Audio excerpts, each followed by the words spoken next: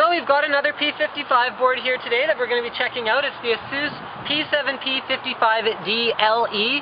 Now LE can mean any number of things. In this case, I'm pretty sure it means light edition.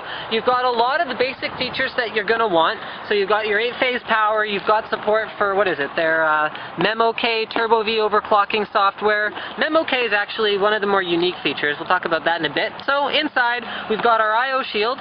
Got like that padding on the back, that's kind of neat. You've got these little ports that you can use to plug your individual pins into, then plug the whole thing into the board, the easy connector or something like that. You've got an IDE cable, 2 SATA cables, and a manual with the DVD inside. So you can see it's actually a very, very basic accessory package with this board. So let's take out the divider here and get that out of the way, and let's take out the actual board itself. So this is one of the lower end boards in Asus's P55 lineup. So let's go ahead and put that down there. You can see it's actually a little bit on the narrow side. So normally you'd see that a board will have 1, 2, 3 screw holes, and it would actually be a little bit wider. So this is a narrow board. It helps them save on costs, and it helps them keep a cleaner layout. Gives you a little bit more space to work in.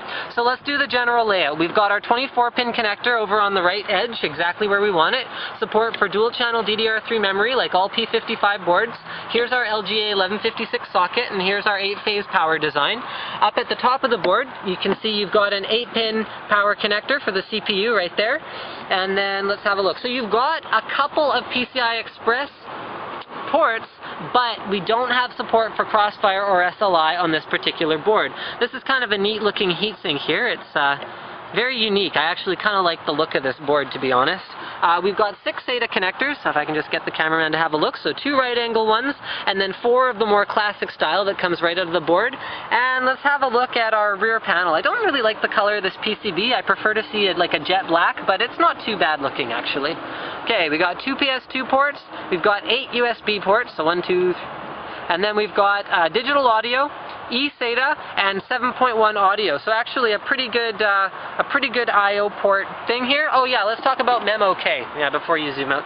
So that's the MemoK button. Basically, MemoK, you press this button, and the board will default to super loose, super non-aggressive timings for the RAM. So you can make sure that you can boot with any RAM, no matter what the profile is on the memory itself. So thank you for checking out my blog on the P7P55D LE.